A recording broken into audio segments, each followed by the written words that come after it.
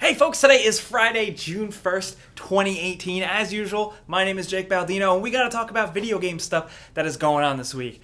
And oh boy, what a week. There's a lot to keep up with, a lot of leaks, a lot of rumors happening right in the shadow of E3. So let's just get right into it. One of the biggest new rumors that caught our eye is suggesting what Sony is doing, specifically around a possible Horizon Zero Dawn sequel and Bloodborne 2. Now, of course, these are all rumors, so it needs to be said, take this all with a grain of salt. But thanks to a new report from Polygon, it lends a little bit of credence to the suggestions that From Software is working on a Bloodborne 2 type of thing that was teased a few months ago. Not only that, couple that with some hiring from Guerrilla Games, possibly for a Horizon Zero Dawn 2, has led to a lot of speculation that we are going to see these things at E3. But the flip side to that, the counterpoint is that Sony has come out saying that they're really just going to focus on a lot of the titles they've already announced, and that's what they're going to show off.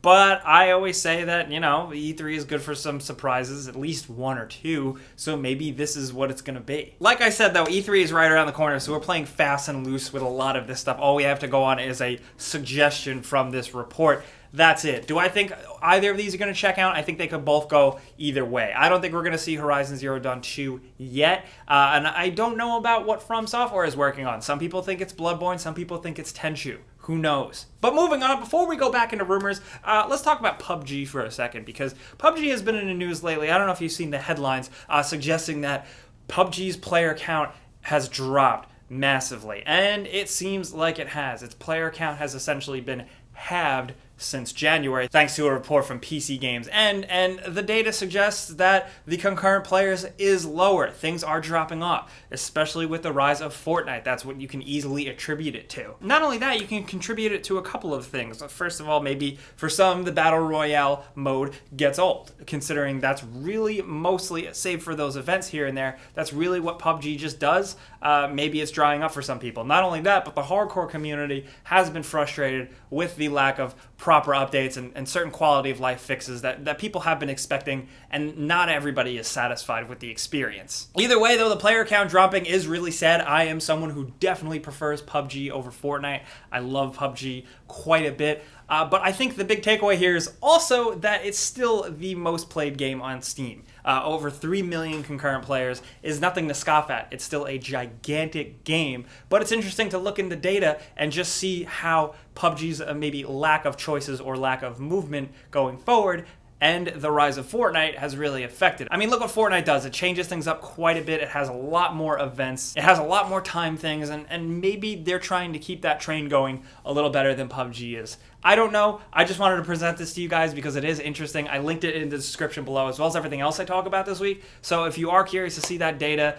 I'm curious to see what you think. Maybe you're not a fan of either games. Maybe you're a fan of one more than the other. What are you thinking? But in other news, it looks like Assassin's Creed is back to its yearly release schedule, thanks to yet another leak from a retailer. I feel like every year this is an annual thing, and I feel like it's always Assassin's Creed games that get leaked this way, thanks to pre-order details. And what we got initially was a keychain that leaked that suggested that there was a game coming out called Assassin's Creed Odyssey. And Ubisoft quickly jumped on that and posted a quick little teaser saying, "See you at E3." So yes, it is pretty much a thing. Assassin's Creed Odyssey is real. It looks like it's obviously going to be set in Greece or something, and I really like that. However, I am bummed to see that they're going back to a yearly release schedule.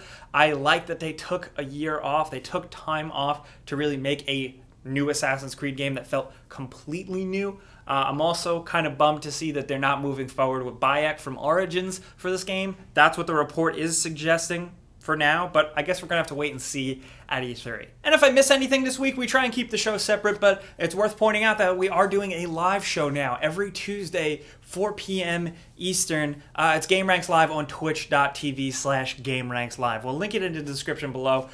Consider following us. We're having fun over there. We're doing live streams of games every once in a while, but every week we do a video game talk show. And we're going to be doing one during E3 too, so consider hanging out. But moving on, we have to acknowledge Pokemon. It is very much in the news. November 16th, we're getting a new Pokemon game for Nintendo Switch. There are two versions to buy, Pokemon Let's Go Eevee and Pokemon Let's Go Pikachu. These are not core Pokemon RPGs. First thing right off the bat, I want to make that clear. Nintendo has said that they are still working very much on a core traditional RPG Pokemon style game to release for Switch in 2019.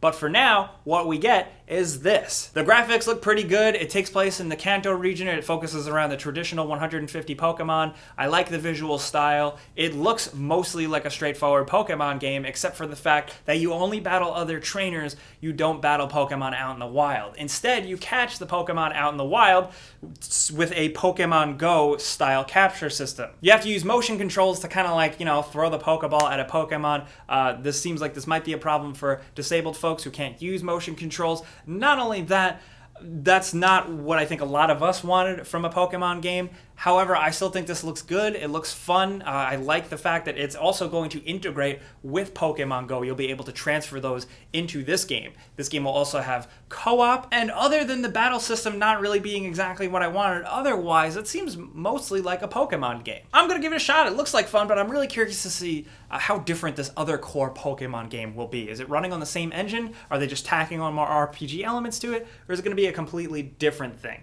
I don't know. Maybe they really rushed this one to capture the hype of Pokemon Go. I do think it is a smart move. They're essentially taking the popularity of Pokemon Go, which a lot of people surprisingly still do play. I don't, but that's a thing. And they're trying to convert those people into sales of actual physical Pokemon games and Nintendo Switches. Will it pay off? Who knows? We'll have to wait and see. But back on that hot E3 rumor train, one of the latest rumors, since we are talking about Nintendo Switch, is that Fortnite is going to be on Nintendo Switch. It's going to be announced there, and judging from the little leaked image, it looks like it might be something that'll be playable on the show floor. So I will be pushing people out of the way to give it a shot. No, I won't be pushing anyone out of the way, but if you do see me at E3, please say hi. I'm curious to see how this goes down, if it's actually true. There have been rumors about it being on Switch for a while now. People have been asking for it. Crazier things have happened. I'm really curious to see when the release date is. Judging from how they just randomly surprise dropped it on iOS, it could very well be something that they just announce at E3 and say, hey, it's pretty much available now. Also, pivoting back real quick, they're making a Sonic the Hedgehog live action movie. It suggests that Sonic is not going to be like live action, but there are going to be live actors because James Marsden of X-Men and Westworld has officially been announced as one of the leads for the film. We were really excited here because the first rumors were suggesting Paul Rudd, and I would love to see Paul Rudd interact with Sonic the Hedgehog on screen, but... Sonic the Headman? The Hedgehog. Oh. What if Paul Rudd was Sonic? Yeah, what if Paul Rudd was Sonic? Yo, honestly... totally about it. Hey, also, it's been a minute into the show and I haven't brought it up yet, but Fallout 76 is a thing. Earlier in the week, we talked about it on the live show where Bethesda was teasing something, and that tease led up to this new game. We got a trailer. It doesn't tell us much. It focuses on the interior of this vault, which is significant in the Fallout timeline. But there are only rumors right now suggesting what the game actually is. According to reports from Kotaku, it suggests that the game is a online semi-RPG experience that is also kind of modeled after something like Rust or Ark. Now, me personally, I don't think it's going to be a carbon copy of something like Rust or anything like that. I'm hoping that they make their own unique concept or mishmash of a lot of things. Yes, it doesn't seem like this is going to be a mainline Fallout game, which is disappointing some people, but I wouldn't have expected a new full Fallout game this quickly after Fallout 4, but still, they're going to drop way more information about it at E3. We will be there, and we'll be talking about it, so I hope it works out. But moving on to some trailers, we got a surprise announcement of Team Sonic Racing. This is dropping in the fall-winter. If you like Sonic and you like kart racers, I guess this is for you. We also got a trailer for a game called World War III that a lot of people seem really excited about. It does seem like it has potential. So if you do want to check those out, they are linked in the description. But moving on, some news that doesn't have to do with E3. I just wanted to talk about it real quick. House of the Dead Scarlet Dawn. This is the newest House of the Dead game, and we've just got word that it is going to be getting a US release. That was kind of up in the air. As someone who really likes these trashy arcade games, considering arcades barely exist anymore, but I love the House of the Dead games, it is good to know that this will be coming to the US. So if you do like playing those types of things, it's something to look forward to. I just wanted to point it out. I want to talk about what I want to talk about. I want to talk about House of Dead, and nobody's going to stop me. House of Dead's sick. Yeah, it is, right? Yes, dope. Why are we talking about House of the Dead? Because they're making a new one. Oh, why? Are they? Why is a good question. Is it arcade? Yeah. Oh, for where? But that's what we got for you this week. I will say, if you want to talk to us about it or find some other like-minded folks, discord.gg/gameranx.